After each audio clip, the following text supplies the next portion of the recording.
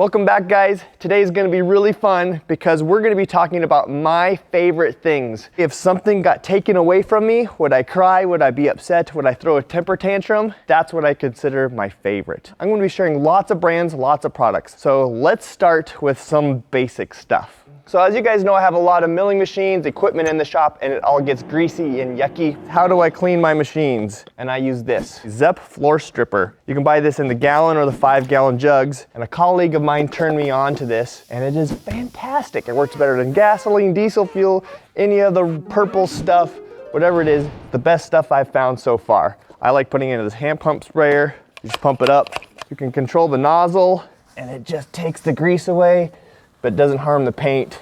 Works good for car parts. I give this job to my kids. I'm gonna leave all of these things in a link down below where you can find them. So let's talk about safety, and everybody uses gloves. Once again, I've tried dozens of different styles, types, leather gloves, plastic gloves, rubber gloves. These gloves are the best. They're Cutless Gloves. I've wore these probably for about 6, 7, 8 years, and another colleague turned me on to these things. You guys have seen me wear these in all the YouTube videos, so you know that I'm not lying to you when I say I use them all the time. And what I really like about them is that they're basically like an extra set of skin for my hands that allow me to have dexterity. I feel like I don't need to take my gloves off when picking up small parts or objects, but the safety that a leather glove provides. Now, I've tried lots of gloves that look like this, but none that perform like this. Oftentimes, I will lose the gloves before they wear out, which is quite surprising. And as we work with metal, we're working with sharp things all the time. So just keeping the gloves on is really important to protect your hands, such as like sharp metal on the inside of tubes, burrs on everything, you're hammering, you should just always have your gloves on. I often even TIG weld in these things. They're not the cheapest, but they last a long time. I recommend buying a 10-pack, just biting the bullet. You want them to fit snug. These ones are mediums. I don't use mediums, I use larges, and my hands are fairly average. If you have small hands, get the medium. By the way, none of these products are sponsored. It's taken me 20 years to find some of these products that I really like, and I want to share them with you.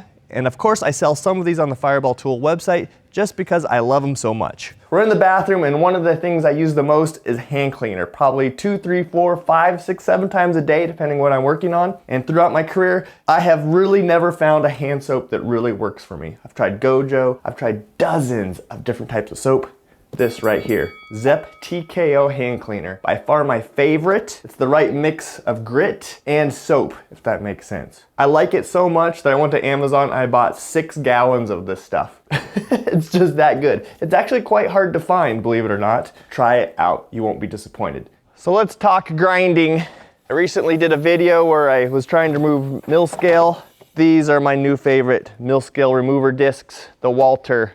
Found these out this year. I know they've been around for a while now, but absolutely fantastic, still love them.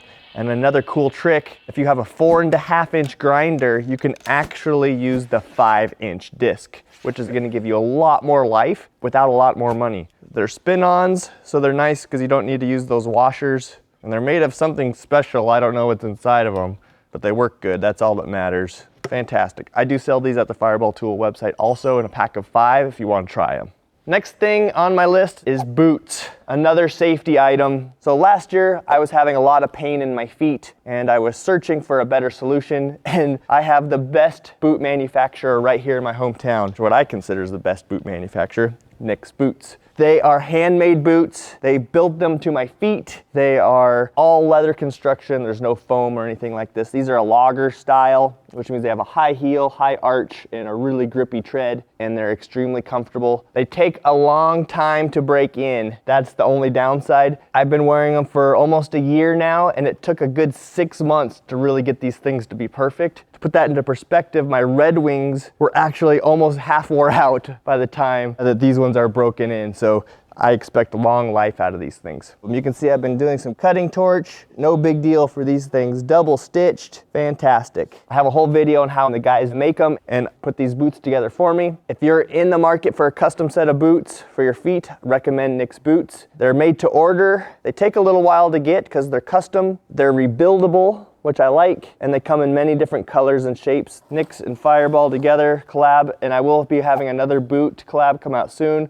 because I love these so much, I'm gonna make a different color. But that's a good little update for you guys who are looking for these boosts to see how they're holding up, and they are doing fantastic. My next favorite thing is thread checking. The original thread checker by S&W Manufacturing. Have you ever had a bucket of bolts and you're just like, man, what is this? Is this metric standard? Well, if you have this thing pinned to the wall, you can just check what it is really fast. Really handy. Got your imperial, got your metric, got your male on each of them so you can check a nut, and then it even goes down to the machine screws. It's got a nice little scale on the side, made in USA, and it looks really cool on the wall too. And then, since this thing's pinned to the wall, you can't take it with you. Maybe you're working on a piece of equipment, which I often do. These are also fantastic. Keep these in my toolbox, and I just grab them, and you can check the hole to see what it is. This way it keeps you from having to keep a whole bunch of fasteners in your toolbox, or if you're a mobile guy, when you go back to the shop next, you know to grab the right fastener. I have these on the Fireball Tool website also. Pretty handy little things.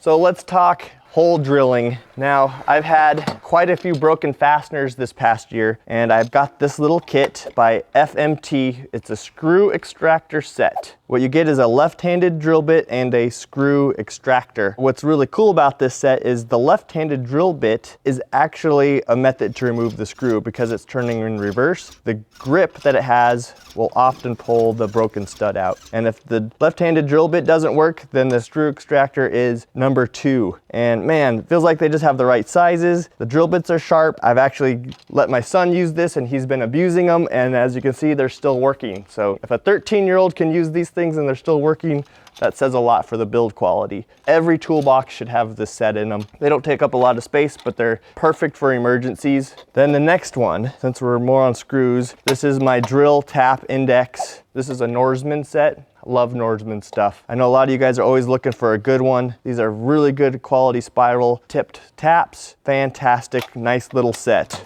The next thing on my list is one of my favorite things, and that's my Transducer Techniques pressure cell load probe. You guys have seen me use it in all the YouTube videos, and it's one of the most frequently asked questions. What load cell do you use? This is model number DPM-3, and I can use this box to control lots of different load cells. Like I have this one, I got this big mamma jamma. There's lots of different load cells out there. This one's by far my favorite. They're fast, they're nice to work with, reasonably priced for what you get. I know this is kind of a weird thing to put on my favorite things, but in my line of work, I would be lost without this tool. Absolutely love it.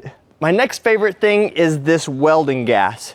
I get asked the question, Jason, how do you lay down those glassy smooth welds? I'm a decent welder, but this is actually the trick. This is called Norgas 1. It's a tri-mix gas. The mixture is 2% oxygen, 8% CO2, and 90% argon. Most of the time you just see a CO2 and argon mix. That's what the shielding gas is supposed to be doing, is not allowing oxygen in the weld, but this just makes the weld hotter. I don't know how to explain it. And it allows me to pulse, allows me to globular and to spray weld, and it reduces the spatter. It gets a better visual appeal than argon CO2 mixtures. It's great at doing multi-pass capabilities, has really great arc stability, and it's really low smoke and spatter levels. So by far, this is like cheating. It's a little extra money, but if you're a hobby welder or you don't weld all the time, get some gas like this. It's really gonna improve your welding. Or if you have a low amperage machine and you wanna weld a little bit thicker plate, this will also help you achieve a little bit better penetration when you go to weld. You'll have to try it for yourself. Get a small bottle, test it out, but this is by far one of my favorite things here in the shop. A lot of you guys know I build and design tools, and this is pretty much where it all starts, 3D printing. We got a filament printer, which basically prints plastic. And now my new favorite, the resin printers. This is a Sonic Mega 8K. This is one of the largest resin printers you can buy. And I like it so much that I even bought another one. And I have the little brother also. I would be absolutely lost without these 3D printers. So it can print things out like this. This is the Fireball Tool Scraper. As you can see, this is the 3D printed version, and this is the real thing. As you can tell, like I put this groove in the side of it, and I didn't like it, so I ditched it. But it allows me to get a hand on it. It looks like the real thing. It's just so smooth. They're fantastic. Now what's sweet about the resin printer is that it basically takes this liquid and it turns it into something solid. It gives you really high accuracy and detail. There's a little bit more cleanup, but man, it really gives you a good representation of what the product's gonna look like when it's done. And what I do is typically we'll set it up and let it go overnight, and sometimes all three of these things are just printing away. I would recommend the Sonic Mega 8K or any resin 3D printer if you're just getting started. They're pretty fun. There's a lot of information about them on how to run them, so I wouldn't be scared about that. Cool tool. My next favorite thing, we're jumping up in price here, but I would absolutely die if I didn't have this tool. This is a swamp cooler fan. This is made by Big Ass Fans. It gets pretty warm in this machine shop sometimes. If you are struggling with this too in your shop, get one of these bad boys. So this is a 36-inch fan. I have the bigger brother to this downstairs because I like this one so much. But what's really cool is this uses water. What you can do is you can plug the hose in to the bottom, and it's got its own float. So the hose just automatically stays on all the time, and you never have to worry about the water level. It sucks air through the water fins and blows it across the shop. And as long as you have some ventilation, some doors open, this will literally drop the air temperature about 5 to 6 degrees, but it feels like there's an ocean breeze in the shop all the time, so it just feels even cooler than what it actually is. This has saved the day this summer. I recommend it. They're a little spendy, but buy it during the winter. I think it's probably like $1,500 off if you buy it during the winter. Invest in your comfort, and I can recommend this one. So that concludes my favorite things of 2022. Hope you guys enjoyed this. Hopefully some of my favorite things can be your favorite things, and I will see you guys on the next one.